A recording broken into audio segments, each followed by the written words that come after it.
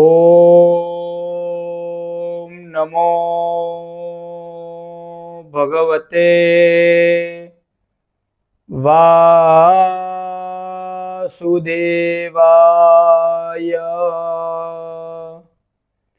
श्री कृष्ण राधा वरगोकुलेश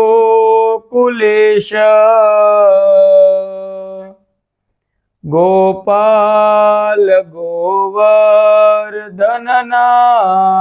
विष्णु। जिह्वे पिबस्वामृतमेतदेव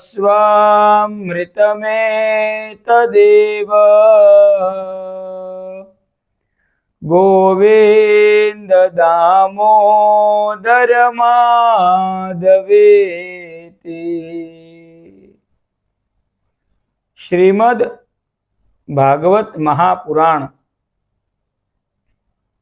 जो वेद व्यास जी ने इनका विस्तार किया है, उनके लक्षण क्या है श्रीमद् भागवत महापुराण के।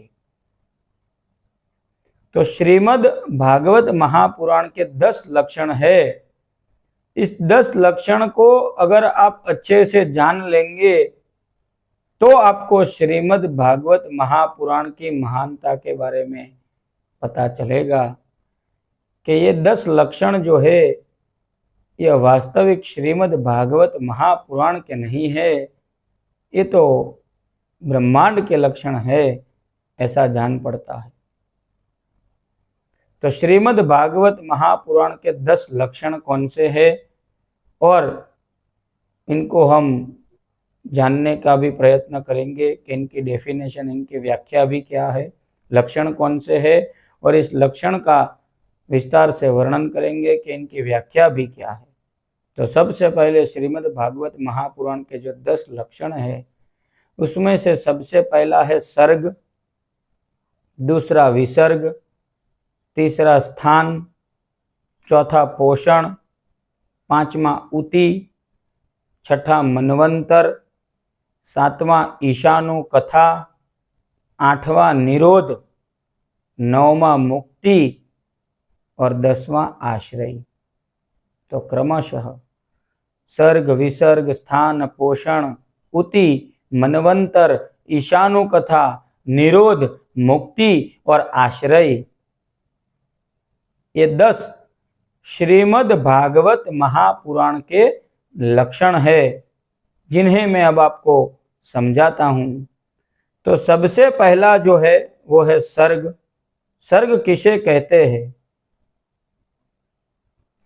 ईश्वर की प्रेरणा से गुणों के अंदर क्षोभ होके चीजें रूपांतरित होती है और इसी तरीके से पंच महाभूत बनते हैं, महतत्व इत्यादि बनते हैं और ये पूरा ब्रह्मांड बनता है। इसी को सर्ग कहते हैं, चीजों का रूपांतरित होना महतत्व के द्वारा। उदाहरण से समझे तो अगर सफरजन है, एप्पल बिगड़ जाता है तो उसमें बैक्टीरिया का जन्म होता है और वह बैक्टीरिया अपनी एक सत्ता प्राप्त कर लेते हैं। तो जब बैक्टीरिया का जन्म होने वाली जो प्रोसेस होती है तब पहले महतत्व प्रकट होता है और महतत्व जब अपना स्थान पूर्ण तरीके से ले लेता है और उसमें एक जीव आ जाता है तो उसको फिर बैक्टीरिया बोलते हैं। इस तरीके से कन्वर्ट होके ह्यूमन साइंस भी, जो बच्चे साइंस पढ़ते हैं वो जानते हैं कि किसी चीजों का नाश नहीं होता, चीजें कन्वर्ट होती है। तो इस महतत्व से कन्वर्ट होती है और इसके अनुरूप ही पंच महाभूत बने हैं, ब्रह्मांड की उत्पत्ति। तो इन्हें सर्ग बताया है। ये जो विज्ञान है ये श्रीमद् भागवत महापुराण का पहला लक्षण। तो सर्ग, फिर विसर्ग, सर्ग के बाद दूसरा लक्षण जो है वह विसर्ग है। तो चीजें कन्वर्ट होती है, इसे पंच महाभूत ब्रह्मांड इत्यादि बनाए। फिर ब्रह्मा जी प्रकट हुए भगवान विष्णु की नाभि में से एक कर्णिका और कमल में ब्रह्मा जी विराजमान थे। तो ब्रह्मा जी के द्वारा जो जड़ और चेतन, सजीव और निर्जीव सृष्टि बनाई गई, दशविध निर्माण हुआ, दशविध सृष्टि का भी श्रीमद् भागवत महापुराण में वर्णन है। तो ब्रह्मा जी के द्वारा जड़ चेतन इत्यादि जो सृष्टि फिर बनाई गई आगे, उसे विसर्ग कहते हैं, जो श्रीमद् भागवत महापुराण में दिखाया है उनका लक्षण है श्रीमद् भागवत का दूसरा। उसके बाद आता है स्थान।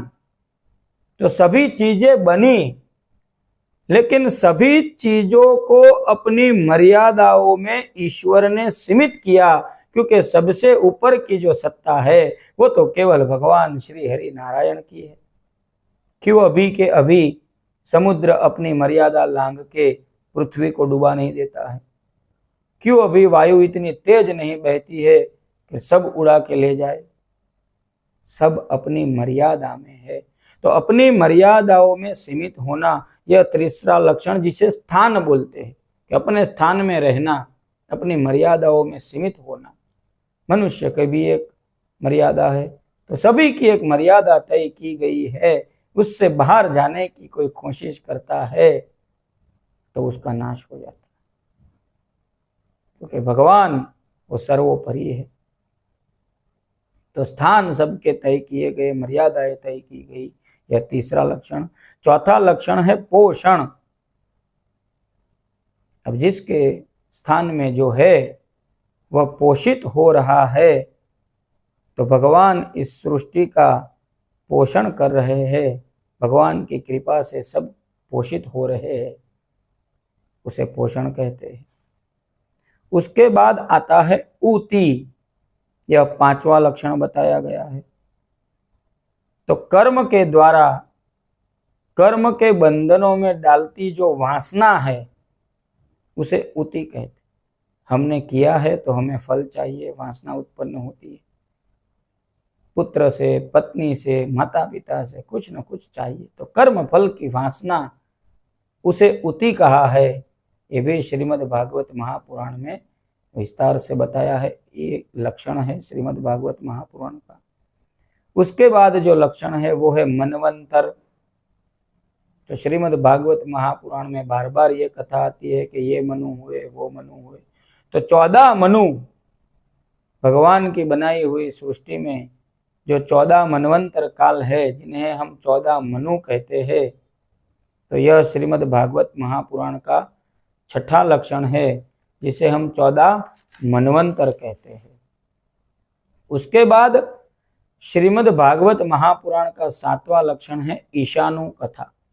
तो मनुओं से मनुष्यों की शुरुआत होती है, ब्रह्मा जी में से मनु उत्पन्न होते हैं, और ईशानु कथा अपनी ही बनाई हुई सृष्टि में भगवान जब सगुण बन के जन्म लेते हैं, प्रकट होते हैं ऐसा कहते हैं, जन्म लेते हैं ऐसा कहते हैं, और फिर वो लीला करते हैं और हम उनकी लीलाओं का गान करते हैं, जिससे कि हमें भक्ति रस की प्राप्ति हो।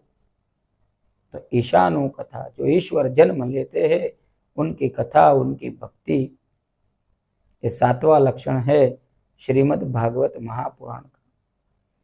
8वां लक्षण है निरोध। सभी चिंताओं के साथ भगवान की शरण ले लेना, तो धीरे धीरे फिर चिंता चली जाती है। तो निरोध, सभी का निरोध करके भगवान की शरण में पहुंचना, सभी चिंताओं का त्याग करना।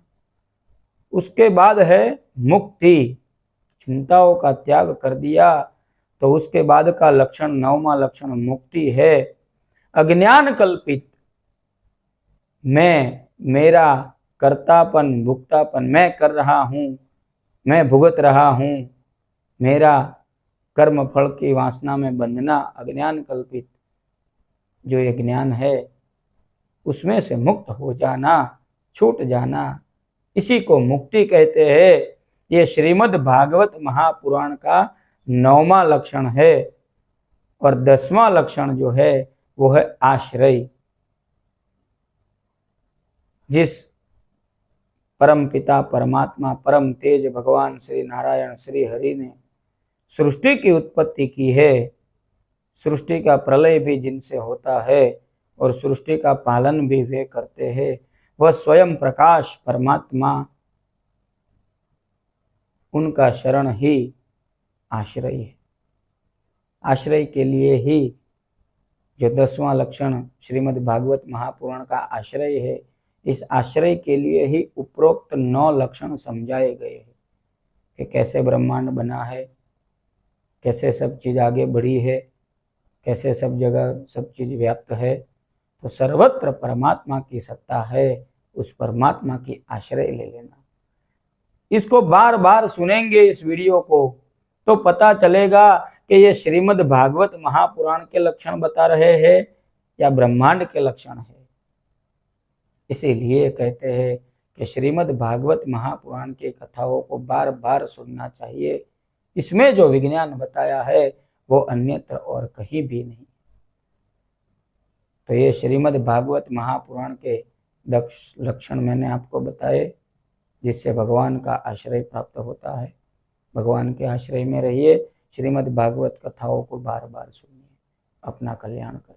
नमो नमः।